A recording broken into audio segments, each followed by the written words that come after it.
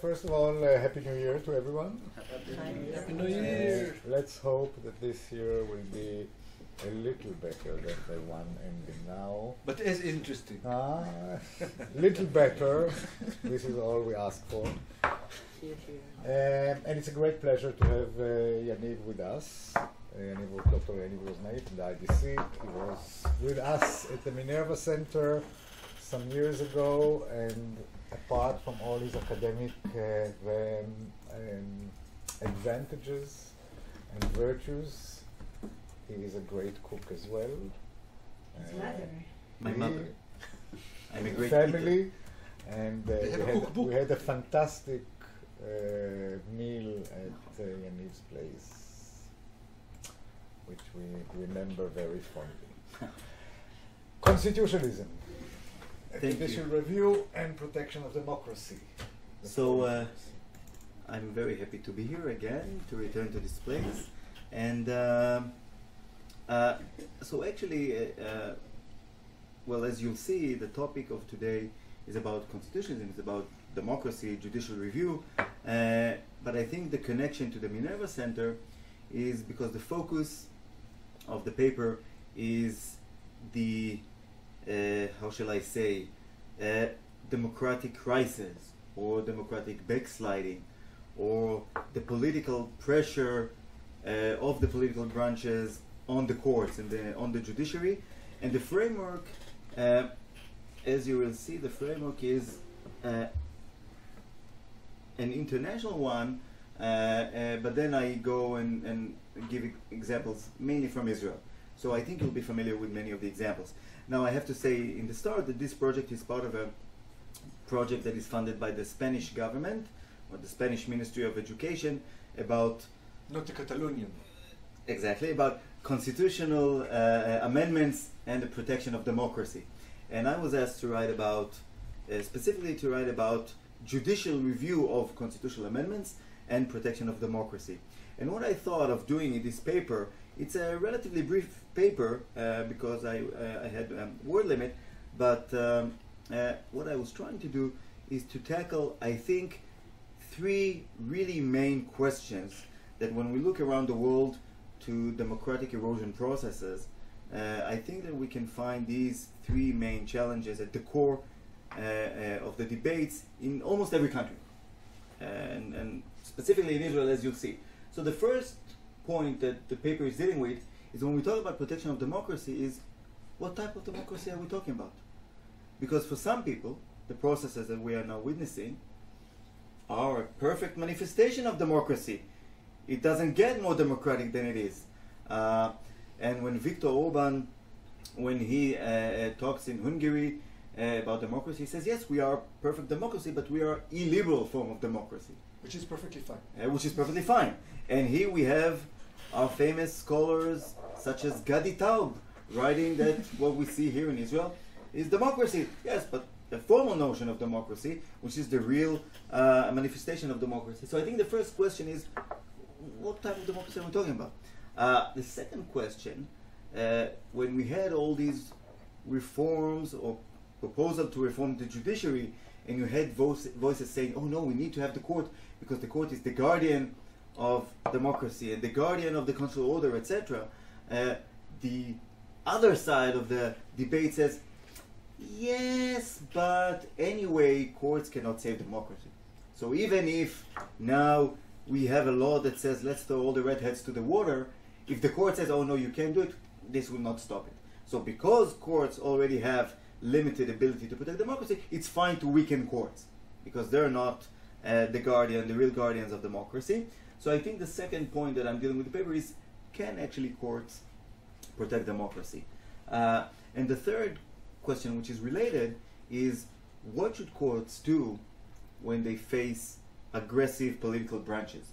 We have now political branches that want to undermine court's authority, to, let's say, pack the court, or they threaten the court, or they want to capture the court. What should courts do?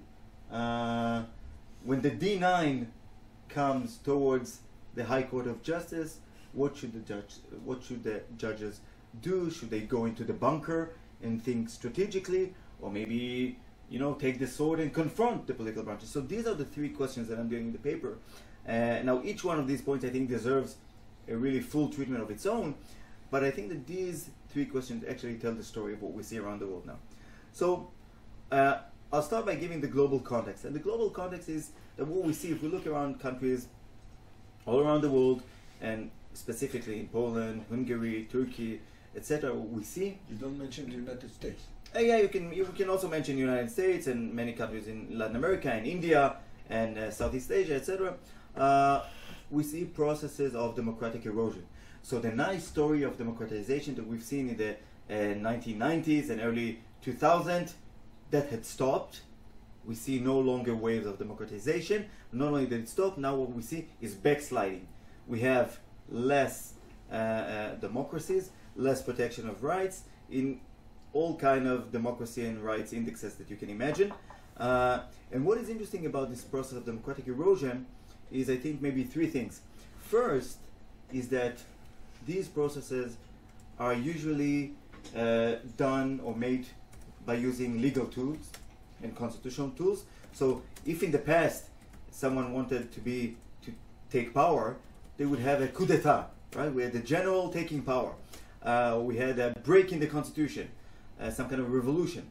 No, nowadays what we see those political people using constitutional tools or legal tools, this could be administrative tools, to grab more and more power over the constitutional order. That's the first thing. The second interesting characteristic is that if you examine each of these maneuvers on its own, it's very okay, you can like it or you cannot like it, but none of these maneuvers is an out front direct assault of the core principles of the democratic order, right? So okay, here there are some limitations of freedom of expression, some limitations, okay, undermining gatekeepers, but nothing really aggressive. So you need to look at the story in an aggregated manner, in a cumulative manner, right, all together. And this leads me to the third point, that this is really a step-by-step process. So like the frog, right, in the boiling water, you need to look at these things over time, and only if you put all the pieces of the puzzle together, then you can realize that the country is now being actually eroded.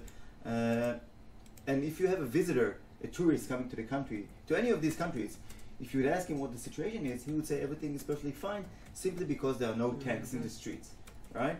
And this is the biggest danger, because a country under a process of democratic erosion, you cannot see it, because the process is a cumulative one, an incremental one. So in the recent book, How to Save a Constitutional Democracy, Tom Ginsburg and Aziz Hook describe it as a process of incremental but ultimately still substantial decay in three basic predicates of democracy: competitive elections, liberal rights to speech and association, and the rule of law. So this is the global context. But there is also a local context, and the local context is Israel. And I think that, and I agree here with Gila, that Israel is under a counter-constitutional revolution, is in the middle of an intentional legislative and political process which aims to weaken and circumvent democratic checks and balances and liberal democratic principles. And so we can discuss whether we are, in which stage are we. I don't think we are in this stage where Hungary is, but we are certainly in a slippery slope, in a dangerous slippery slope, that we can find ourselves in such a situation unless we do something. The focus of this paper will be the different manifold attempts to limit the court's authority to conduct judicial review. You're all familiar with it, so I don't need to explain, but when I present this to foreigners, then I usually emphasize the different proposals that we have. For example, Piskat Gabut, right, the override, to have an override clause, to limit court's authority to review administrative actions, to change the way judges are elected, are appointed, etc. So this is the local context. Now, let's start with the first question. Protection of which democracy? I will show you this clip, which you're all familiar with, but the foreigners usually appreciate it.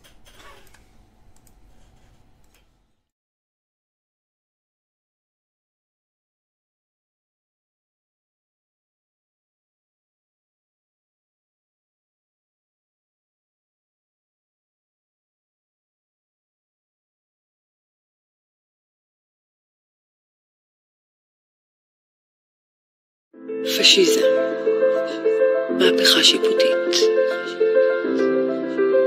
צמצום אקטיביזם, מינוי שופטים,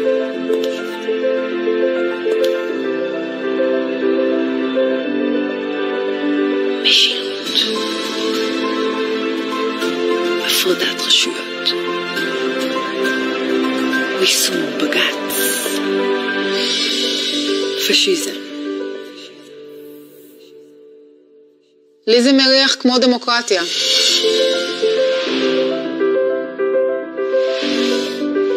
We can laugh about this video or be sad about it or be upset, but I think Cringe is the that right putting aside any feelings, personal feelings that we have about this short video, I think it manages to actually express the core of the problem. Because for Ayelet Shaked, the former Minister of Justice, I should add former here, the former Minister of Justice, this is perfect.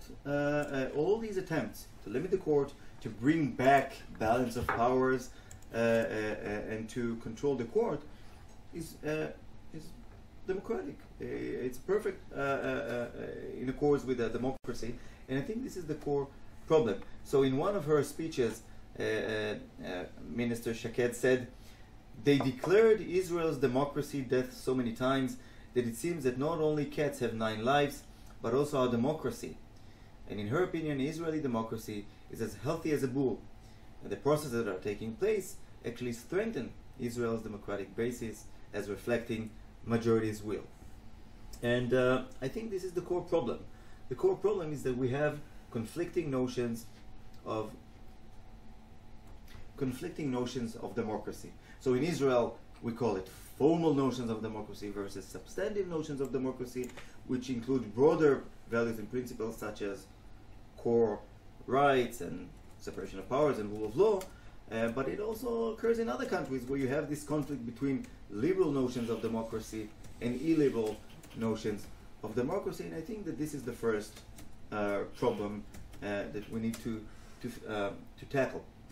And in the paper, what I try to do is actually to reject those notions of formal or procedural or illiberal notions of democracy and basically make the claim, which for some may be quite obvious, there is no such thing as formal democracy or procedural democracy. If we're talking about a genuine democracy, it must have some substantive and liberal aspects. Even if we put aside let's say, broader Dworkinian or Barak understanding of democracy, let's just focus on the most formalist notion that we can think of democracy, just elections.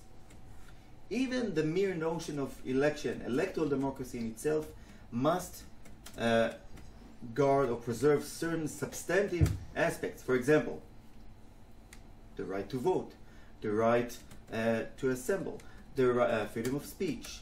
We must preserve some minimal core of rule of law. What if now people will try to take money to get better chances to win the elections, etc.? So bribery issues. What about separation of powers? What if now the governing party will try to abuse its power or its authority to change the rules of the game in the middle in order to have better chances to win the elections over the minority? So we need a court to oversight these processes.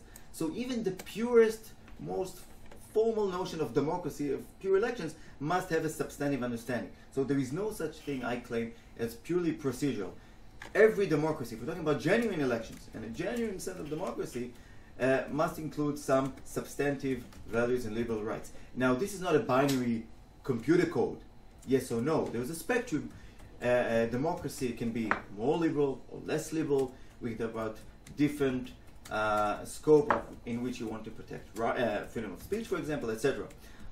However, there is still certain minimum red line beneath which you can no longer call yourself a genuine democracy. Well, you can say you're a democracy, but you won't be such a jurisdiction.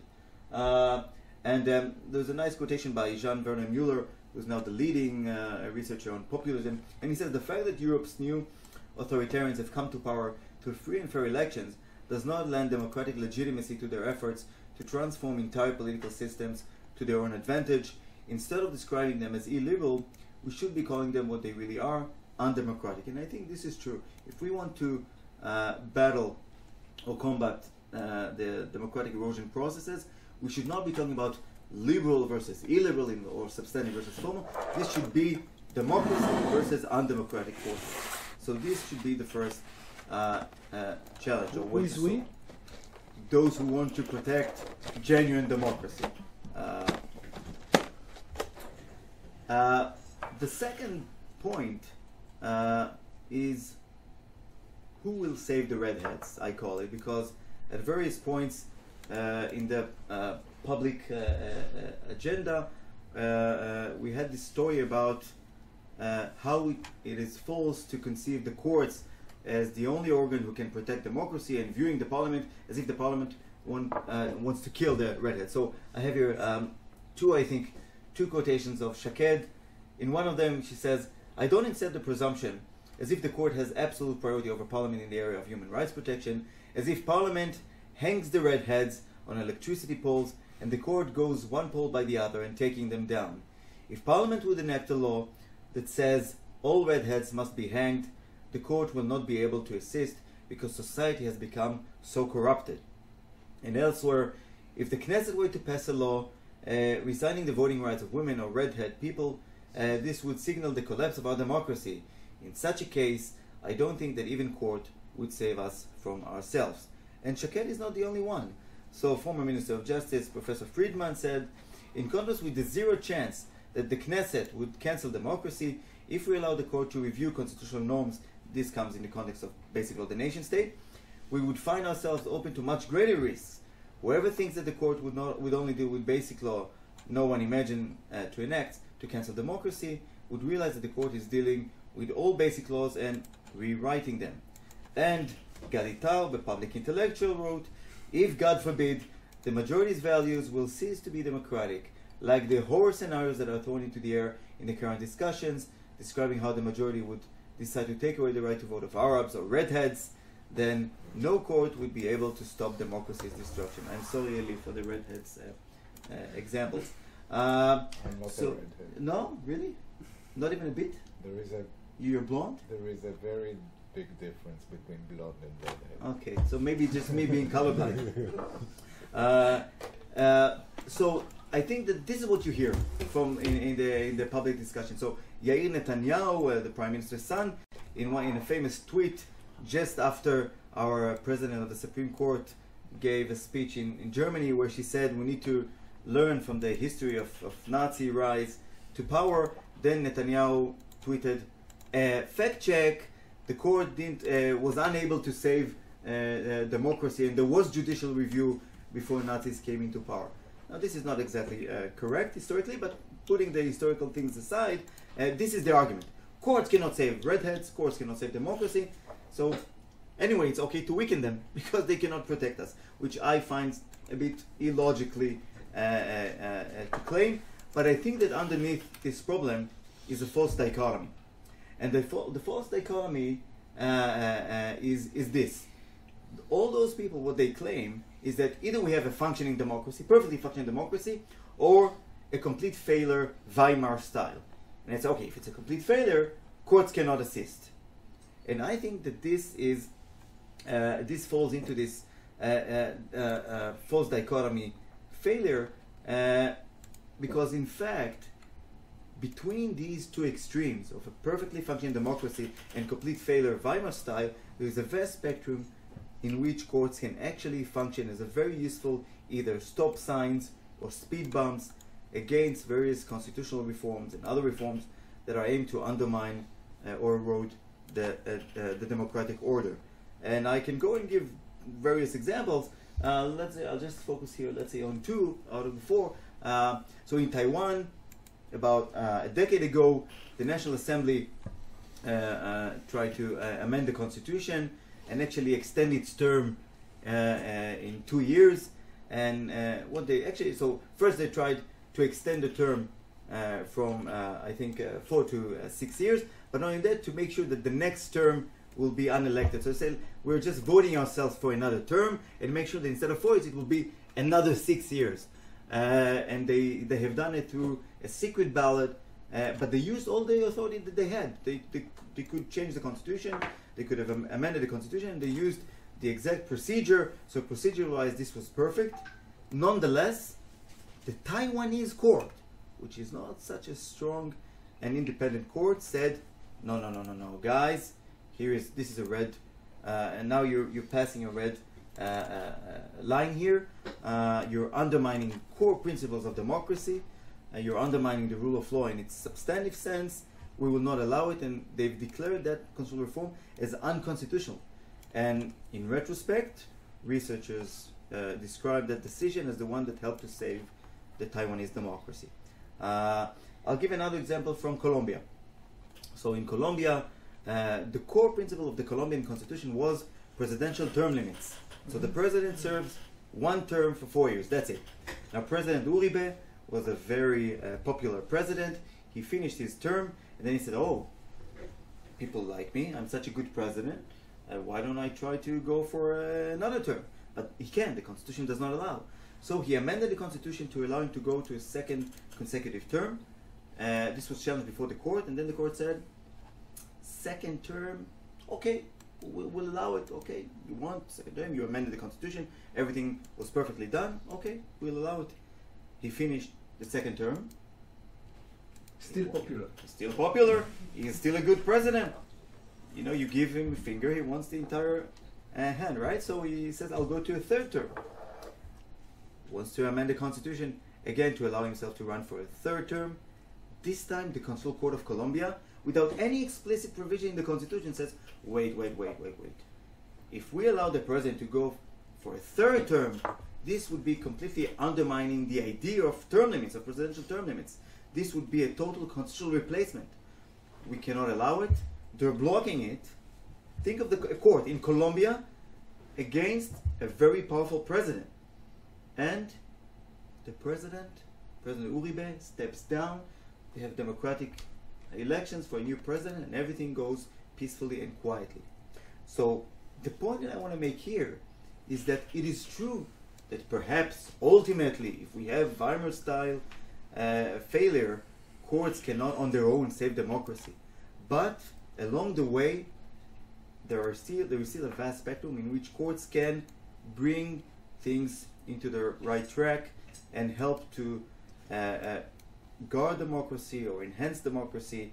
So this is, I think, the second claim that I make in the paper.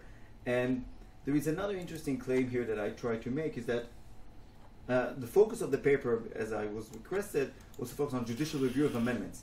And what I want to claim in the paper is that even if courts do not review amendments, even if we're not sure if they have the power to review amendments and invalidate constitutional amendments, the mere possibility that maybe a court will intervene in constitutional reforms hangs like a sword of Damocles above the head of the legislators when they reform the Constitution or attempt to reform the Constitution. We know from ordinary behavior of legislators that they consider possible judicial reaction when they enact ordinary legislation, and I think that the same applies to constitutional amendments. And in the paper I give 2 or 3 examples, but here I can just focus on one example, which you're all familiar with: Basic Law, the Nation State. So in Basic Law, the Nation State, one of the original provisions in section 7, the original provision of section 7 of Basic Law, the Nation State said that you could have separate, let's say, towns or villages for different nationalities, right? So the Jews could have their own small villages, say we do not want here anyone who's not a Jew, but also vice versa. You could have, let's say, a Muslim village, all right? Now, the Israeli court has never held that it has the authority to invalidate a basic law based upon different notions of maybe, I don't know, basic principles or control principles. There are some judges who made statements, but we don't have a clear precedent. There is no clear decision. So we're not even sure whether the court can intervene. Nonetheless, if you read the protocols of that basic law, you could see the legal advisory saying, wait, such a provision is a clear violation of equality. It's discriminatory. It's problematic. This might be invalidated by the court. And in response to such claims, the politicians during the legislative process revise that provision and try to make it slightly more vague, if you want. The infringement is less clear. So now the Section 7 states that having Jewish settlements is a how do they call it? The state views. The state views Jewish settlement as a national purpose, so something very general and vague. Goal, yeah. A goal, like a goal of a national goal, which is not very clear. Okay, you could have it as a goal, but still, if someone who's non-Jew would like to go and say it's fine. Okay, so you can somehow reconcile it with the principle of equality. So I think this is just one example, and I give other examples from Italy, and we can think of more examples. So the point is here, even without judicial review, even if I agree that courts cannot save democracy, the mere idea that courts may intervene in constitutional amendments helps to protect democracy during legislative processes of amending constitutions. So this is what I call the sword of Damocles. And the final point, how am I with time, Michal? Am I good? Okay. And and the final, sorry, I don't see here.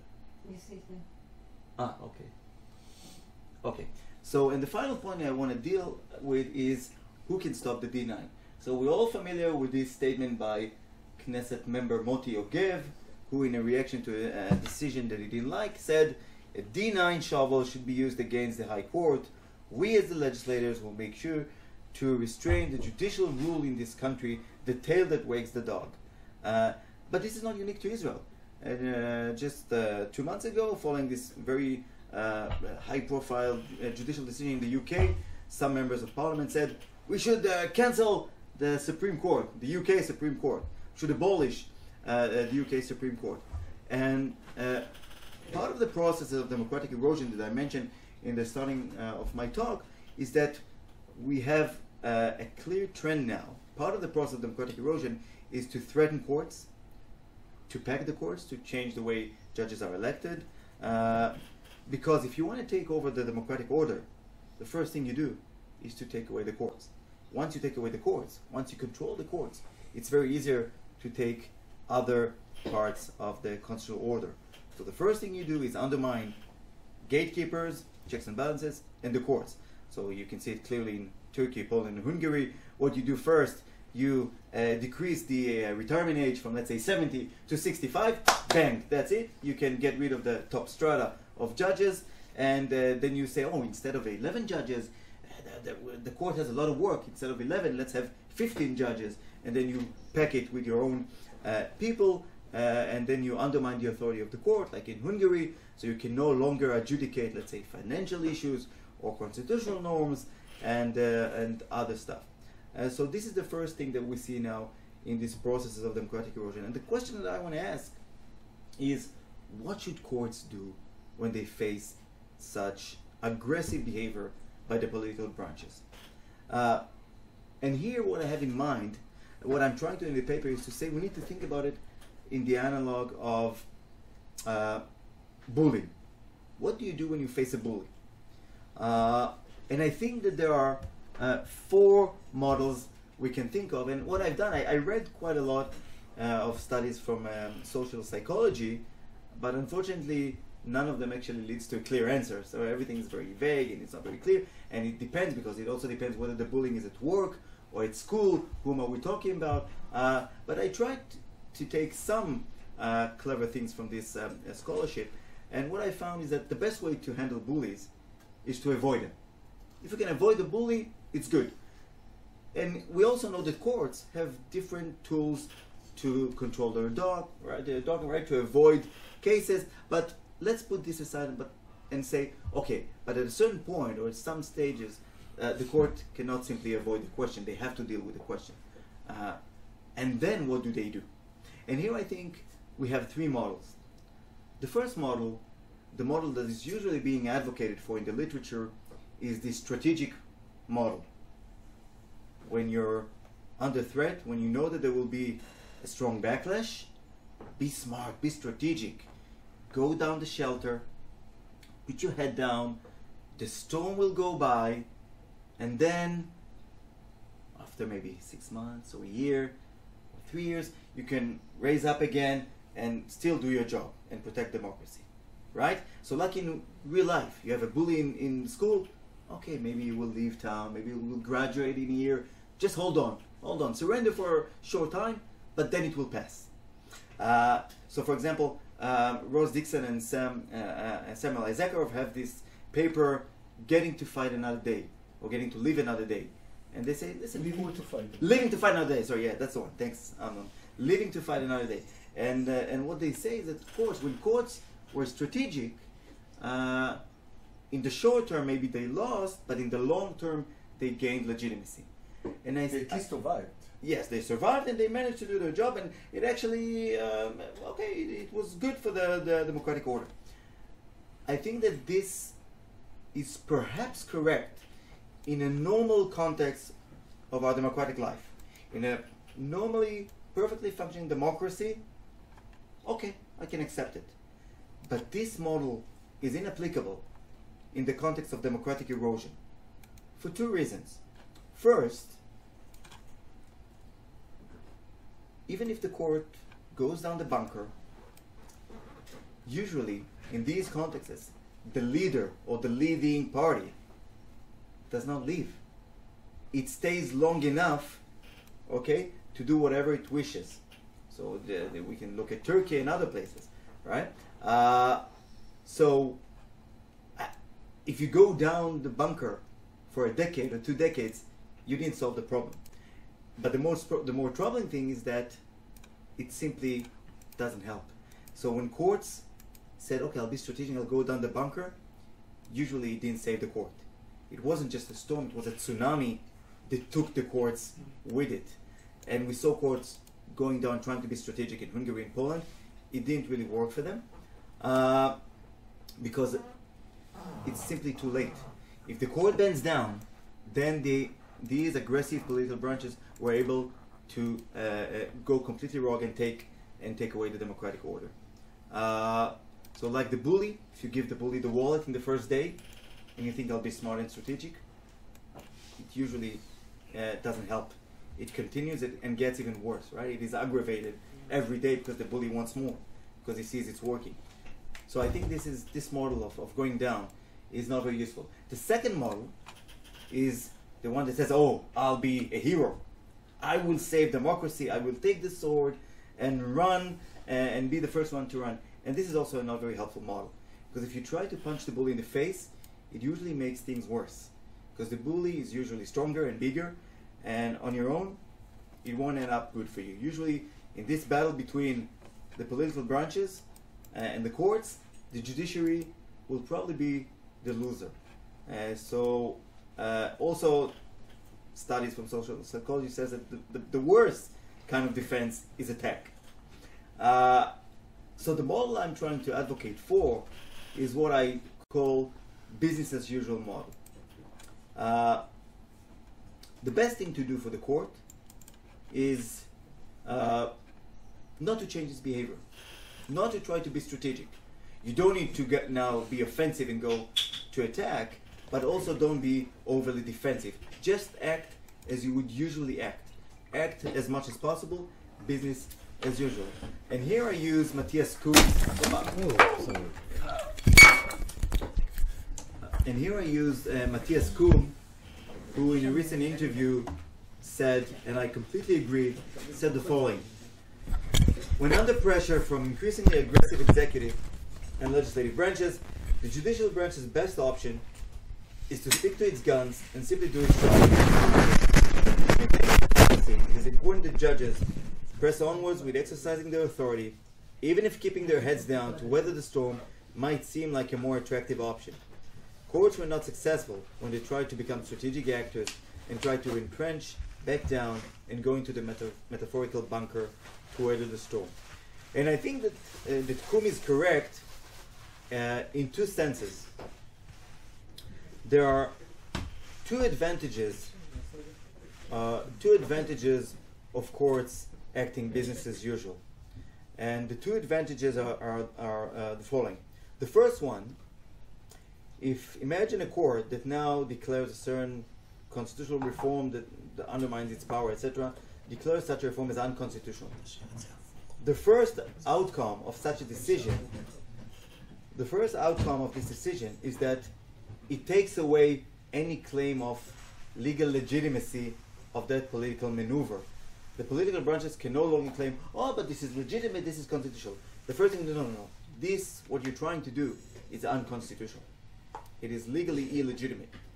Okay, so we take away first the claim of legitimacy from the political branches. And the second thing, and perhaps more important thing, is that such judicial decisions gives, in a way, ammunition or information to other parties. It gives information to social society, to other political actors, and to the people themselves. And I think that this is very important. Like in bullies, it's very important what the other kids on the playground are doing. The role of third parties is very important when facing a bully. It's one thing when you face a bully on your own. It's quite different if you have other people on the playground who would then at a certain point join you in this confrontation. And likewise, I think that the court in itself can not face the bully. But if court then brings information to other third parties, civil society, the public at large, and other political actors, then they can together weather the storm. Another disclaimer for this bully theory is that, as we know, not all bullies are the same. And I think likewise that this business as usual model is only applicable at a certain democracies that function well. If you're in an authoritarian setting and the court will try now to go against the executive, I'm not sure he will win this battle. So again, this is one disclaimer. I'll try to, down, let's, okay, so I'll just conclude and then we can open for a discussion. So again, I think that courts can be useful actors in protecting the democratic order, either as a stop sign or a speed bump. And I think that the legal debate and judicial decisions can help the people, the political branches, such as opposition, etc., and civil society, to actually reconsider and, if needed, to oppose to certain constitutional change.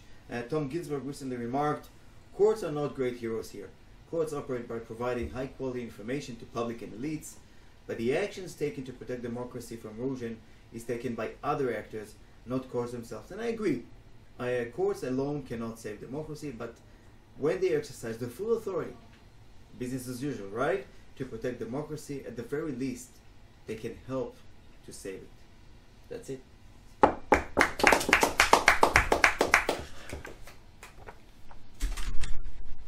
Today, Yaniv, thank you very much for this. I've had the pleasure of reading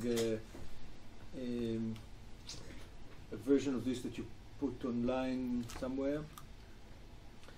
And I have a couple of comments. Some of them are perhaps friendly amendments to the joint article. We may write about it in the future, in addition to the joint article we will write them. And here's the thing. So there is a bit of a tension between your claim number 1 and claim number 2. Big claim number 1 and big claim number 2. And by that you mean that there is a clear line between that which is democratic and that which is non-democratic, and we should be clear about it. And we can't give them the benefit of calling themselves democratic if they're not genuinely democratic. And your more nuanced analysis towards the majority of your paper, in the bulk of your paper, which says, well, it's actually a continuum. And courts can help at the stage of the continuum. So one way to resolve this tension is to say, well, there is somewhere down below a line there is a line that below of which you're no longer a democracy, but some of your examples then are they become tricky because even Hungary, let alone India, let alone other places, it becomes really difficult to say, well, you're no longer a genuine democracy per se, but the whole point of Ginsburg and Hook is to say it's incremental, it's a process, it's continuing. In other words, it's very difficult for us to say when is the water really boiling, which is the beginning of your paper, of your claim, and I'm not sure, therefore, that whether the two things belong in the same paper. I think that what you should do, I mean, maybe not for the Hungary whatever, or the Spanish whatever, but in a different analytical work, we should come up with, if the purpose is a line, that we should be very precise. What is a line? And that you don't do in this paper, and it's actually in tension with the rest of your. The more, so that's just the more, I think, challenging comment I have is with respect to the business as usual model. Why? Precisely because, so I'll rephrase. I agree with you and with your critique of Ayelet Shaked and Gadi Taub who ridicule Learned Hand. So this is, everything stems from Learned Hand, a famous article in Liberty's book on Liberty, where he says courts are not there to serve us.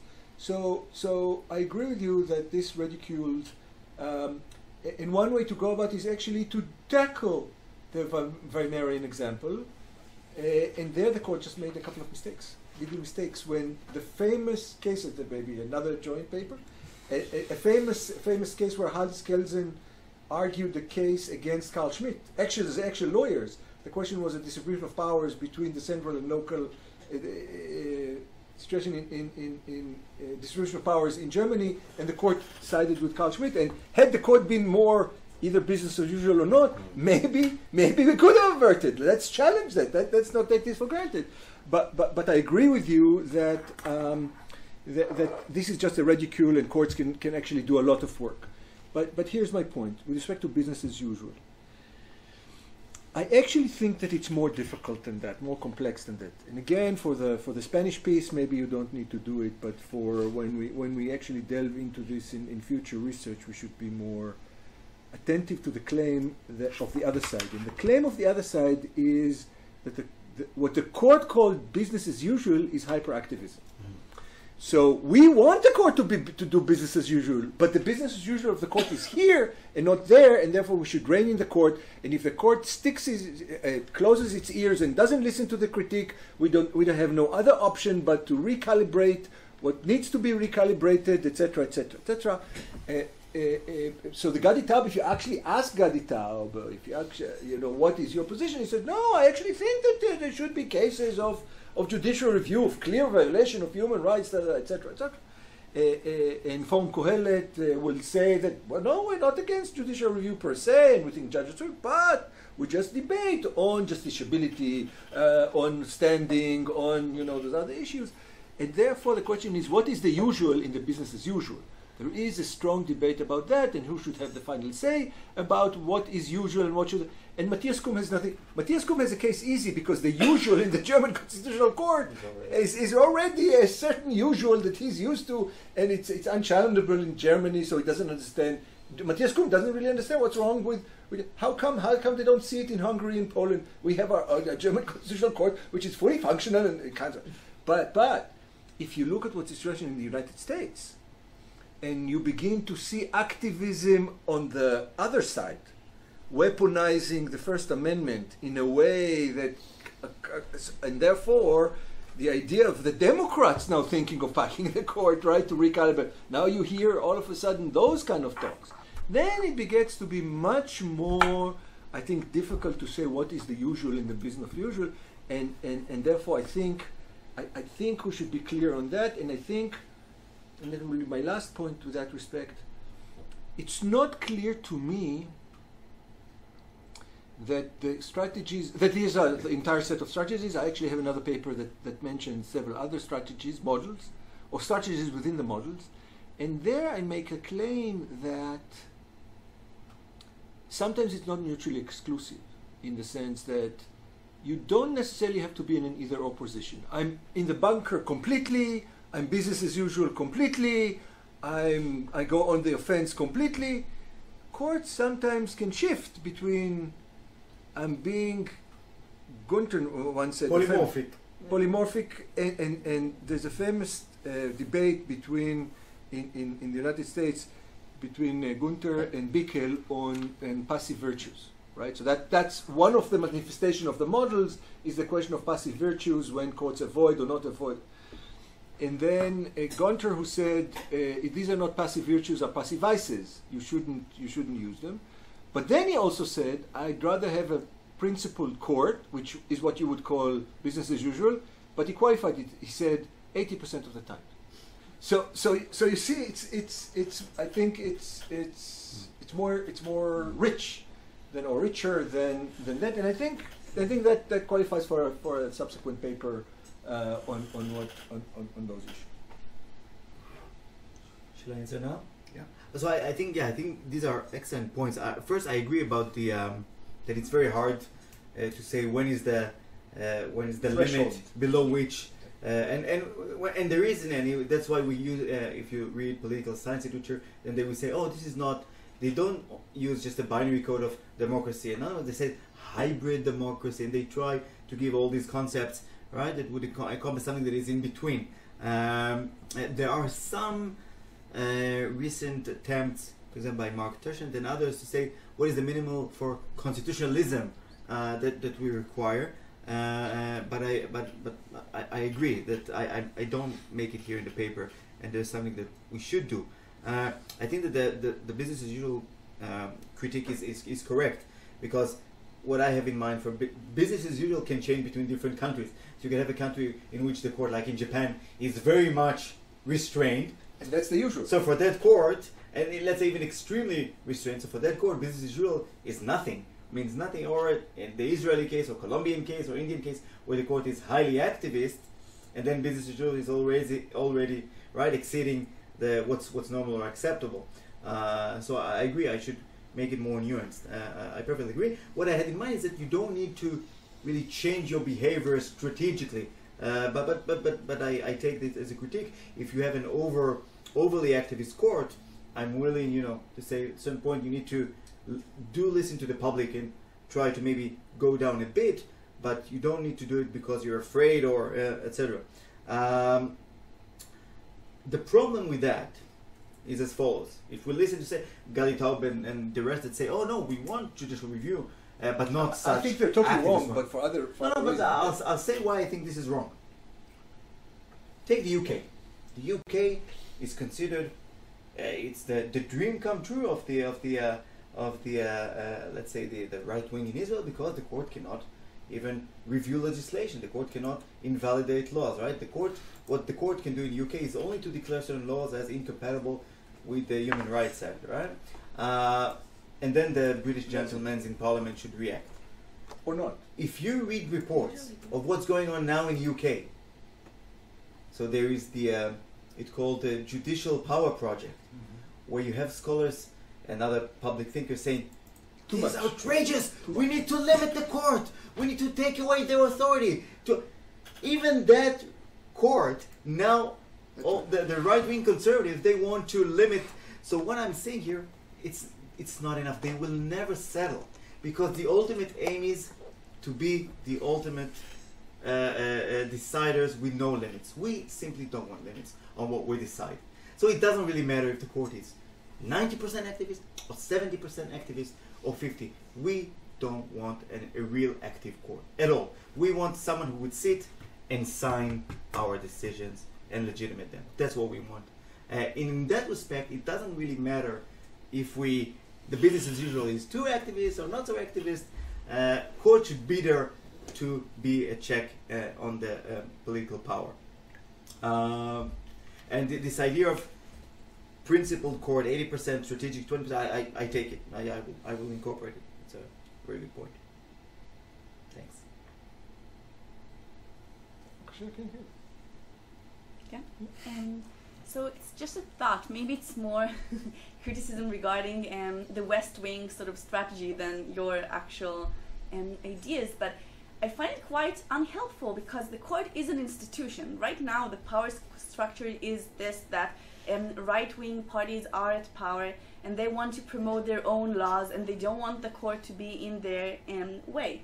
But if they take power from the courts, I can imagine, I hope so, a situation 20 years from now when you will try to pass a law that takes some, like, breaks the equilibrium of democracy and Judaism for the side of democracy, and the state will do nothing because it doesn't have enough power to do so. So I feel like it's not like long-term thinking, right? It's kind of a solution for now, but it can really backfire. And the other thing I was thinking about is that the sort of the reasoning that Yair Netanyahu gave, or others, that the court has been unable to protect democracy. Well, when I hear this, I might think that you need to strengthen the court. If that's your argument, it means the court is not strong enough. So I'm kind of missing on the sort of the other step to make the connection that it requires you to weaken the courts. Like something, there's a missing link here. And I was wondering if someone has made this other step and I'm just not familiar with it. Yeah, that's a step about Weimar, that the court was not strong enough. This is why it couldn't protect. It made a couple of mistakes and was not strong enough. Therefore, we have to strengthen the court in Germany after the Second World War. Yeah, but if now, and they're using it in the opposite way. Yeah, exactly. No, so what they say now, look at the horrible decisions of the courts. Dred Scott and the Nazis, how the courts helped the Nazis right after the rise to power. They not only that they couldn't prevent it, but then they actually assisted the Nazis. Courts are awful. They can also undermine rights, so we need to weaken them. Yeah, this is a twisted logic. Yeah, I think I agree that the normal continuation will be okay. So we need to strengthen them and make them more independent. Yeah, I agree. I want to answer the first comment that you've made, and I think that there is an answer to that in the literature, and that's Tom Ginsburg's insurance policy. So Tom Ginsburg, in his book on Asian courts, he tried to see why do I have three courts in Asia, in Taiwan, Mongolia, and Korea, that are quite similar in their development, establishment, etc. But one court very strong and independent, very activist. One strong, very at the time he said that is not so activist and strong. That's the Taiwanese one, and one in the middle, the Mongolian one. How come? And what he found is that it depends on the political power sharing or the political power during the constitution making process.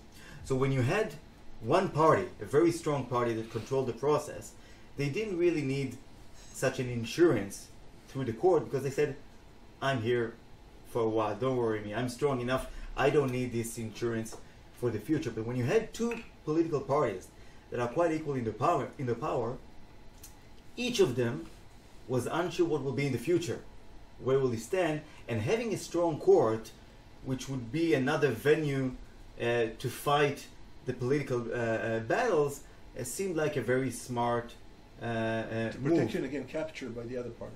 Yeah, so even if we lose in the political sphere, we can always go to the court. Maybe they won't help us, but it's worth trying. And that's quite interesting. So I think what we see now, these courts that try to undermine, the political branches that try to undermine the courts, they consider themselves more as a one party. They don't see a realistic option of an opposition. Yeah. Simply because, you know what, this brings me. Yeah. Like 20 years from now. The Israeli example is exactly the opposite. You know, the judges' law and independence of the judiciary was legislated in 1953 when there was one party and it thought it will rule forever. And But actually now, you don't have the constitution. This is the They reason. didn't bring a strong but court. now when we have a real struggle between two forces, it's exactly the opposite of what you said. Why? Israel is not one party. Israel now has, two powers that are Which quite... is why you have a constitution. No, but according to this logic, they so should just have to delegated explain more power to the courts. Just to explain Tom's Ginsburg logic, so he would say no constitution for the state of Israel in the 50s. Why? Because Ben Gurion didn't see any possibility of needing an insurance against anybody. We're not talking about constitution. We're talking about A court. judicial review, constitutional judicial review. The This is what judicial institution and its independence, and it was created by right. But Without this is judicial different. review. Without constitutional but he's talking about also about administrative review, which is a different spin. Yeah. So Ginsburg doesn't really. Ginsburg follows the U.S. distinction between admin law and And constitutional focuses law. on formal constitutions. Focus on formal constitutions. So you bring a more nuanced appreciation, which is not captured by the insurance model. So it's just not. You're challenging. You're saying the model doesn't capture everything. So. But this is why Ron Hirschel said, Ginsburg's theory is not good for Israel. I will have my own hegemony theory to explain what happened in Israel. So Israel is the outlier. No, but all your three models, if you want to test them, I'm not sure that you invalidate your conclusion that business as usual is the best strategy to preserve democracy. If you look at the history of the U.S., the threats of FDR to pack the courts brought about not business as usual, but actually a surrender of the court. Mm-hmm. And actually it was the best strategy because afterwards, 20 years afterwards, the courts for warren time was the source of human rights. If you look at Israel, The same as court, after. the court You're right. here, the court here is not business as usual. No. We at ignore all. that, but in the last decade, the It's court been is restrained. much more restrained. It's a threatened much court. more conservative. Absolutely. Okay. It's a so court And did it help him? Not at all. Who knows? We don't That's know. the thing. We Who don't, we knows? don't know yet. It's a court under threat. And the question: had the court been business as usual, maybe today it wouldn't exist anymore. So The it's- jurisdiction, but Netanyahu wouldn't have protected the court because Netanyahu protected the court against Yariv Levin and against others. So Okay, let me make this differently. In the case of family reunification, Well, it could have been worse. That's what. That's when the famous case of family reunification, This is Ben Dor Yemini's okay, flag. Yeah. the court was restrained. The court did not intervene. But no one remembers that and brings it. Oh, but look, what they say. Oh, look, the court almost intervened and allowed return of Palestinians. Right? The court, Right. the politicians don't care. The court, Ali is right that in the last decade, the court invented bashlut. What's the term? Mature. Ripeness. Immaturity, Ripeness. Thank you. depends if Ripeness and declaration of unconstitutionality, of invalidation, without it. All these kind of remedies that are actually methods of Avoidance. restraint. No one cares about that. The politicians, We they don't know. take it into It consideration. could have been worse. But It if could you have read- been worse. I agree, but if you read the proposals, it's not enough. We are not selling for this. We want non-justiciability, and we want the override, and we want to control the This is what we want, nominations. but we don't do. There is a difference between what we want and what we do. We want this, but still we don't do it. And what Eli is saying that if the court would have invalidated, or Ben Dodimini is saying that, if the court would have invalidated family reunification, would have happened. It would have happened. And then you would be in a totally different ballgame. Because there would actually be a law saying we remove justiciability or jurisdiction from the court, we change it. So actually, that's a very good point, because I mentioned here one scholar that I just forgot his name, who tries to make a more nuanced decision. He says, listen, when I talk about how courts should, if they should be strategic or not, it depends what type of case it is. Because if it's a case that Yeah, you deals with mentioned it. structures, with the courts, etc., it's fine for the court to protect democracy. But if the cases are cases that are close to the, let's say, identity, right? Palestinians, Arabs, Jews, religious, Be strategic. then the court needs to be strategic, because this is something that it will not, the It's court will passion. not have the forces, right? The soldiers, the civil society, or the It has public to at choose large its battles, behind it. So I think, but then I can relate, I think I can connect that comment to your 80-20 remark and somehow make it a more nuanced model. I think one of the things that worry me most, and now that I've heard your lecture, I think that it has to do a lot with what you said about how these sort of this bullying takes place using legal and constitutional tools. Because to me it seems, at least in Israel, that the strategy taken by the right when it has to do with the court is a very smart strategy, in the sense that it kind of puts the court in an impasse. Because what do they do? What do? You make a law that's obviously very problematic from a constitutional viewpoint. Or you make a decision that's very, very problematic, and you know that organizations are going to go to the court, right? And then it's a kind of a win-win situation, because if you win, then you still have some legitimacy, Or if you don't want the legitimacy, you can be cynical, like you said, it happens many times, say, but they almost intervened, you know, and still point is. Or you can say, see, even the left-wing court, this left-wing gay court, Elitist court. yeah, elitist court said that what I'm doing is okay. Or, which I think is sometimes even a bigger objective that they have, you want the court to intervene because then it proves your point that it's a political a court and an elitist court. I don't know how we get past this impasse, and I'm not sure that the business as usual model helps, because what business as usual does is in a way it plays into this dynamic. So what do you have any suggestions or optimistic views on the That's point? a good point. That's my I question, agree. basically. No, first I agree with your assessment. I think that this is a very good. I agree with it, and when I teach my students, I give them the same thing. It's a win-win. I mean, if you have a law, ordinary law, not a constitutional amendment, let's say for now, an ordinary law that is prima facie unconstitutional, but it goes to your political base, right? Your political base is happy with that proposal. You have no incentive of dropping it simply because the legal advisor tells you, oh no, this is prima facie unconstitutional. Okay, so I will pass it. I will earn my political points, and then if the court invalidates it, I can earn twice. First, I did what is right. Let's say the principal decision, the correct decision is made, and I can then have a press conference then saying, oh, this is a left-wing, elitist court, detached from what we really... So this is, I agree this is a win-win politically. And this is also why I think that maybe, at certain contexts, the reason why the override clause and other proposals did not pass is that it is super useful for the politicians to have these the cake and eat as sort Yeah. of democracy. Yeah.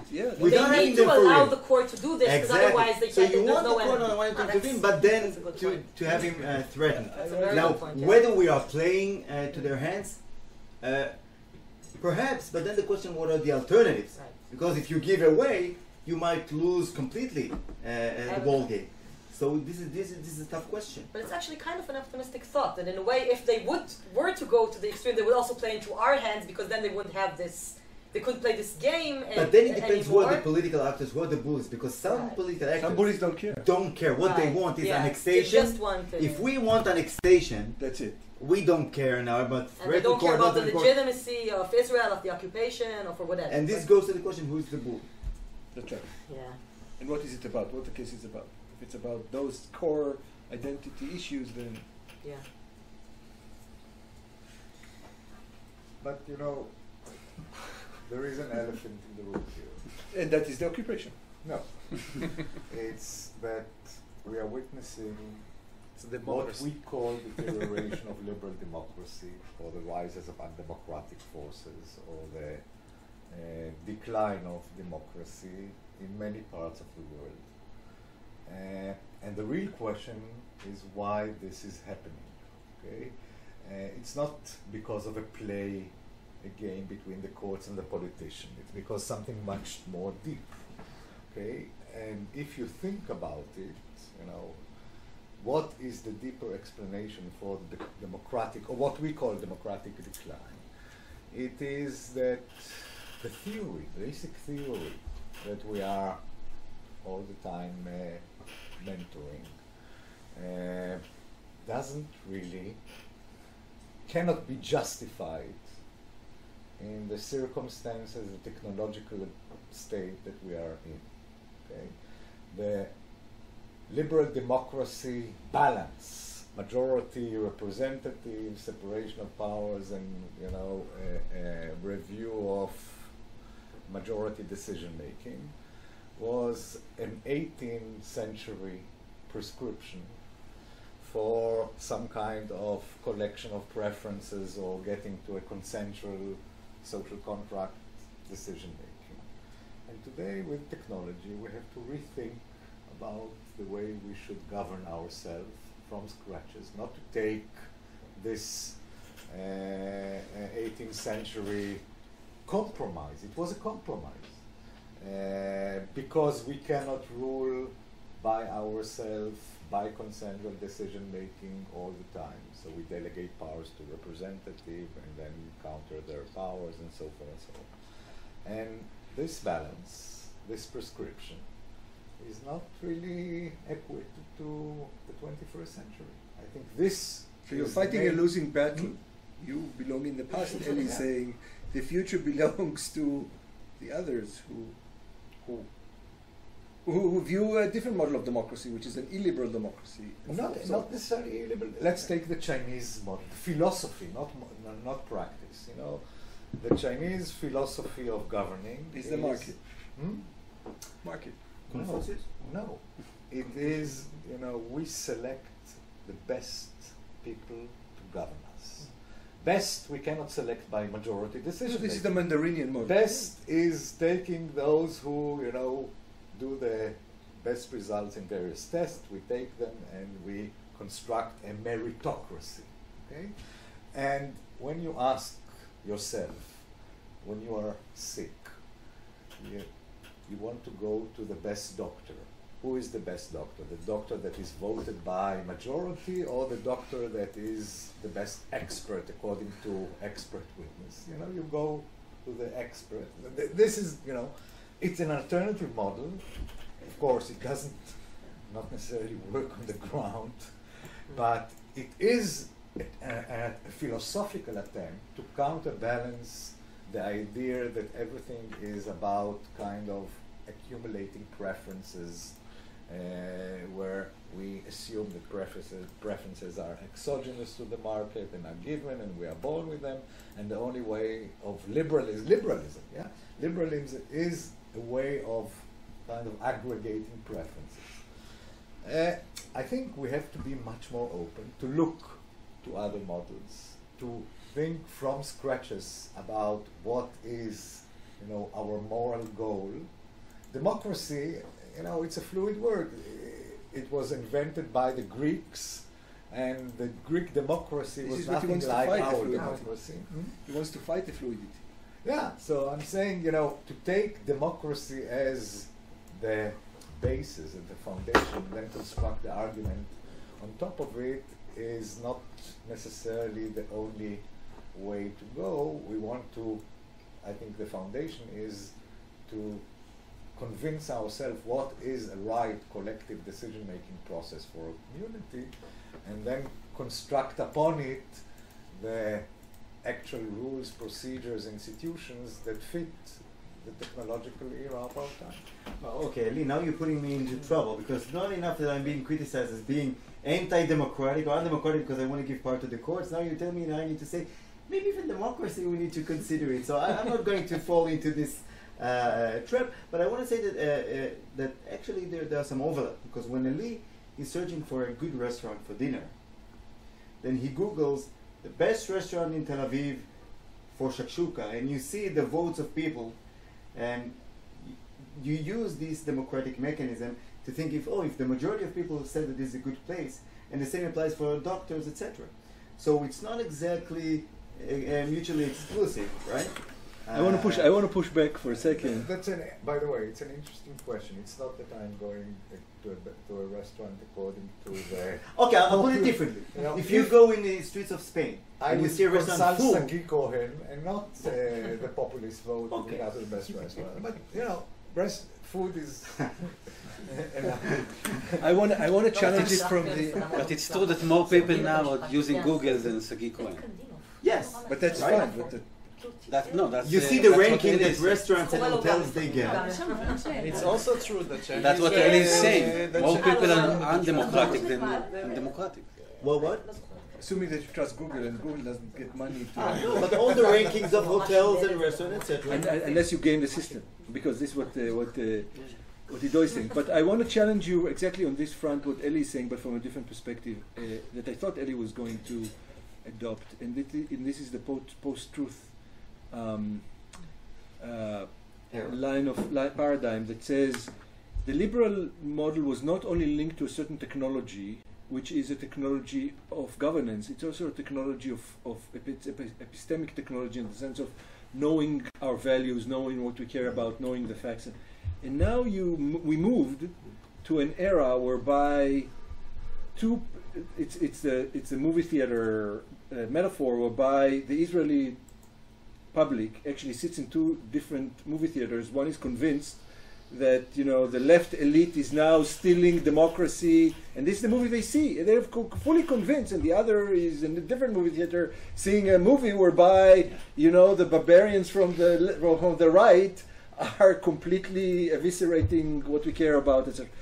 And the post-truth notion is not just an epistemic point about not knowing. It goes also to the notion of the self, in the sense that, do I think about values, or do I think about what values make me feel? So if you look at public discourse today, not last night, but today, you see that people talk about, how do I feel about this candidate? Not, okay, talk about platform. There are no platforms any longer in elections. You talk about election. Most parties in Israel do not even have a platform. How does it make you feel? Do you trust? Does it make you feel angry? Do you feel comfortable? You know, this is part of the post-truth notion.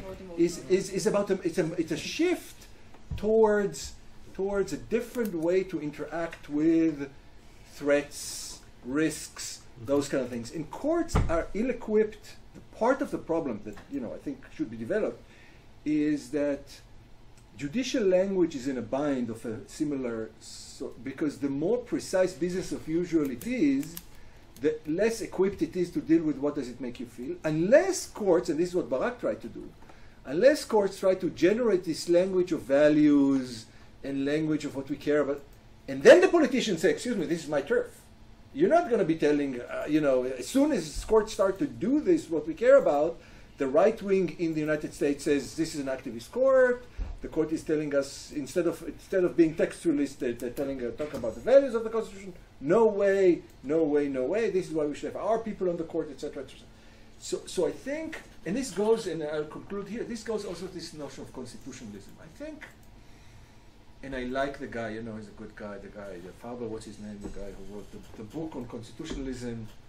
The guy was in Jerusalem now, Nick. Barber. Yeah.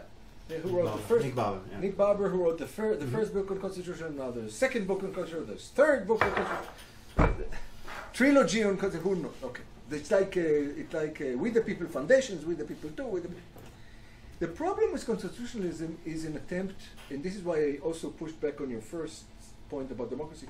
It's an attempt to own a certain concept. This concept is ours.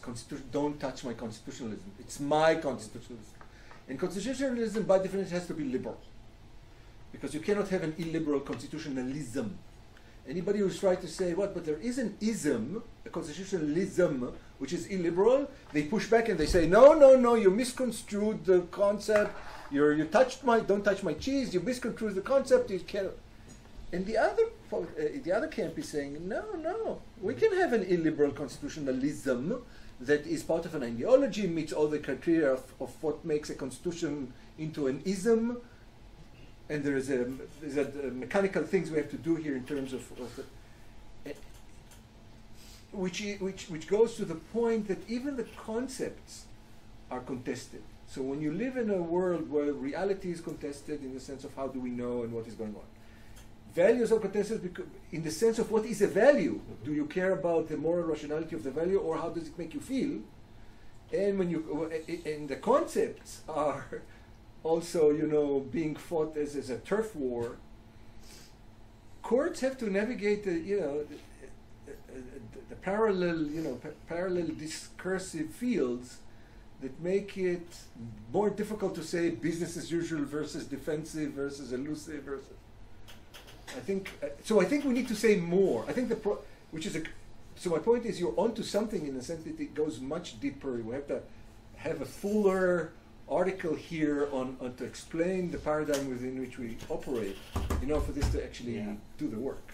So I agree. I'll just say, I'll add various things, and I'll combine it with some of the stuff that Eli said.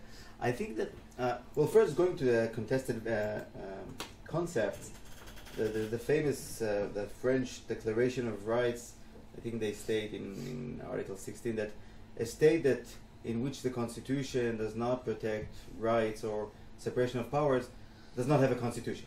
So we in the Western world think of constitutionalism as having as a condition without which, right? As having certain characteristics without which it's not a constitution, as if it's a chair. Well, okay, I can call this a constitution.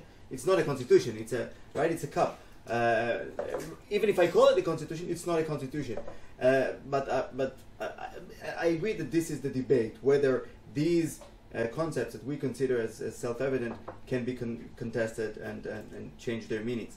I think one of the problems, and we see it very well when it comes to debates on constitutional values and constitutionalism in general, is the complete disregard to expertise.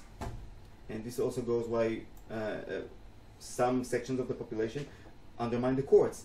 Now is in the era of populist politics. The word of an expert is just as the word of any person who tweets on Twitter. Because we said that everything is politics.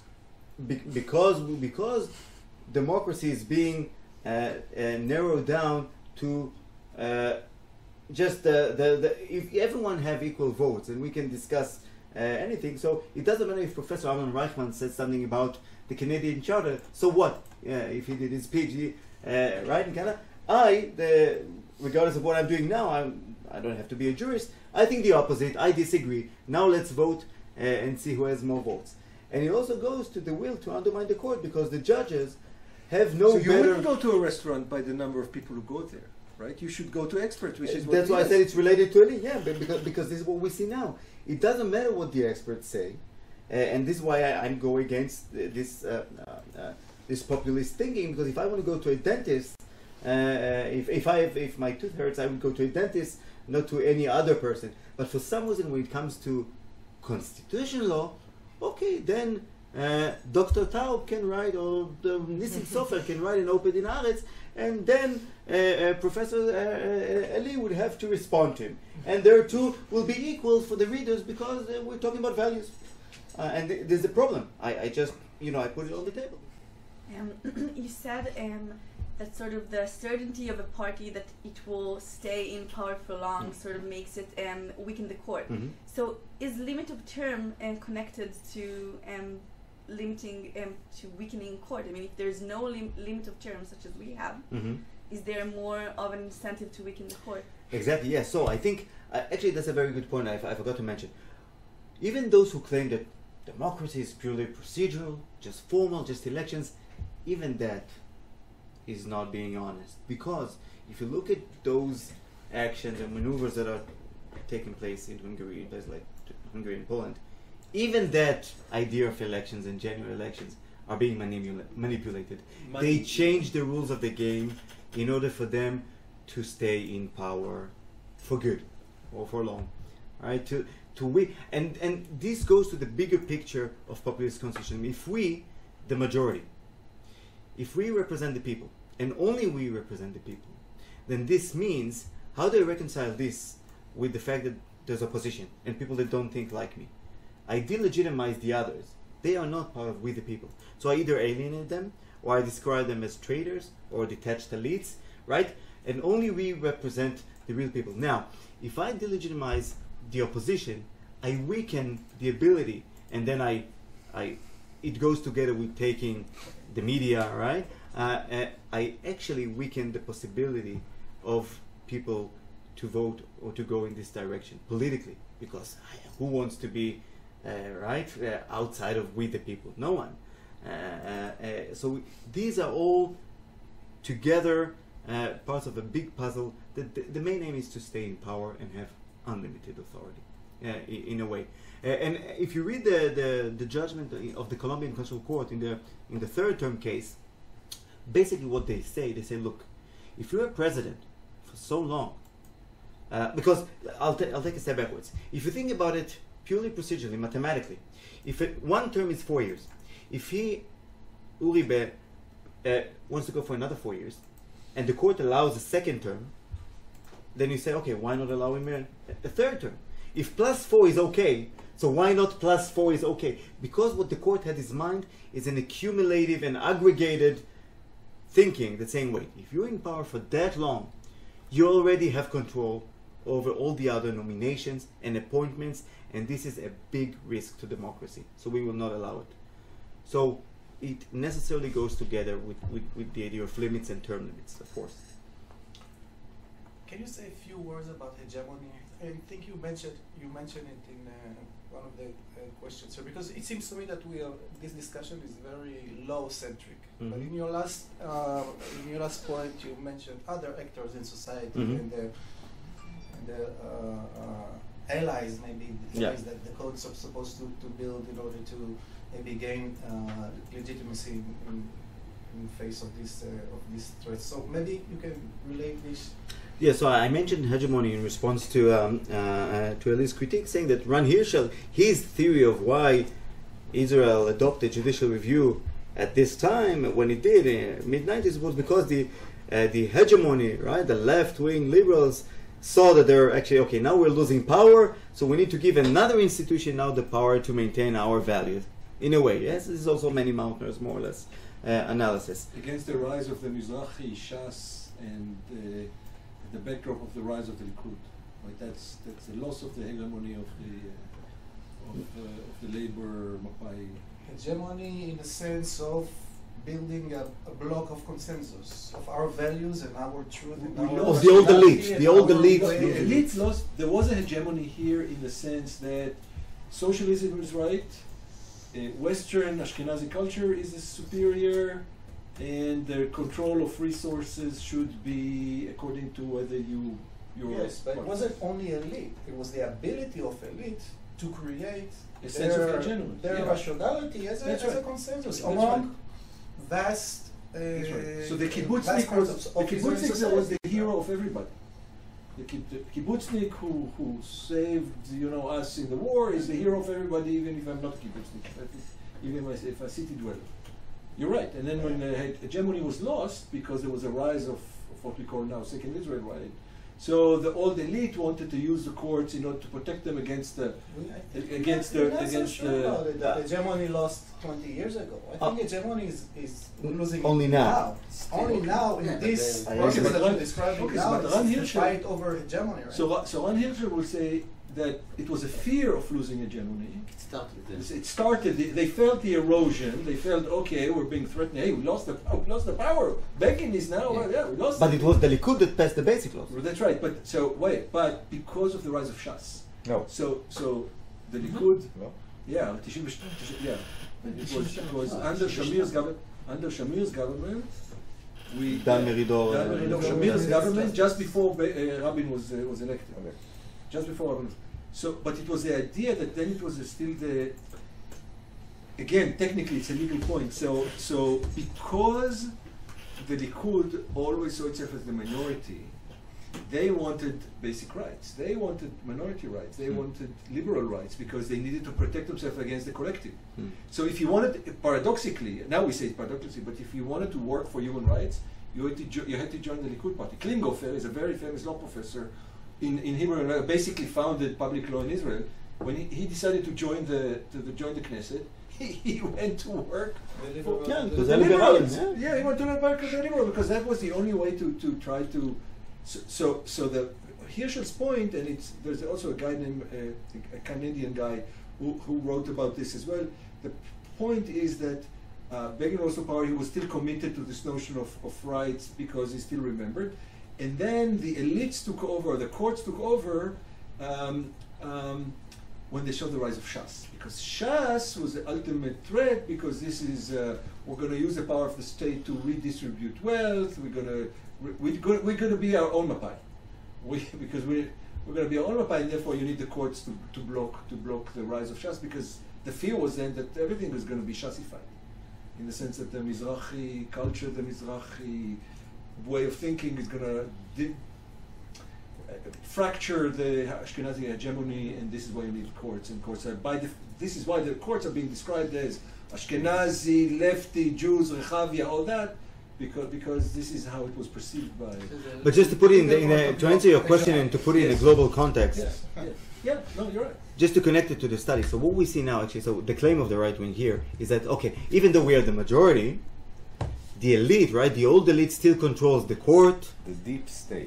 the deep state, yeah, so they control the court, they control the media, The and the higher prostitute, education, etc. And this is precisely, this is nothing Israeli. If you look at what's going on in Hungary and Poland, It is Exactly. exactly the same. So now you have Also, the governing anti-Semitism. party, Anti-Semitism. It's the Jews who. anti-Semitic and religious sentiment, right? We're a Christian The Jews democracy. still control us. What you see now is control of trying to take also the media, the court, and universities, precisely to undermine the ability of any elites to object to those maneuver of the governing party. Of the democratic processes of the people who want to take over their fate because the elites still govern them. By the way, historically speaking, you know, the construction of the independence of the Israeli judiciary was not Ben-Gurion. No, it was not the German. Mapai. The German. It was the liberals. Yeah. It was Progressive, Felix progressive. Rosenblatt for his historical circumstances that Progressive. gave him the ministry. But he of tolerated it. Ben-Gurion Ben-Gurion tolerated it. tolerated it, but you know. So this supports There you go. the Ginsburg. Yeah. No, but on administrative, I have a piece on that. I'd like to read the distinction between administrative and judicial and constitutional. All right. Thank you very much. Thank you for very everything. much. Thank you. for having this discussion. Whether we have elites